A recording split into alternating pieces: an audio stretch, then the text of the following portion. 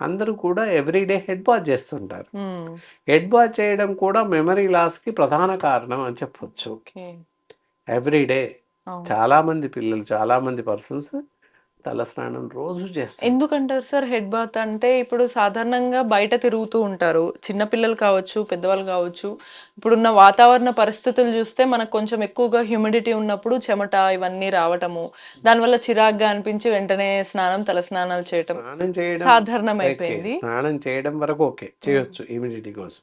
కానీ తలస్నానం చేయకూడదు. బాగా ఓకే. గుర్తుపెట్టుకోవాలి. ఓకే. ఎందుకంటారు సార్ తలస్నానం? ఎందుకంటారంటే దానికో ఎగ్జాంపుల్ చెప్పాలి. హ్మ్. మనం ఇంతకు పూర్వం వినున్నాం కొన్ని సంవత్సరాలకి.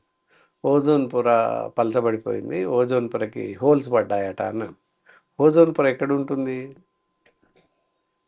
ఆకాశంలో ఉంది. ఓజోన్ పొర పలసపడిపోయిందంట, రంధ్రాలు పడ్డాయని మనం విన్నాం. సో, అలాగే మనకు కూడా మన శరీరానికి ఆకాశం లాంటి భాగం తల.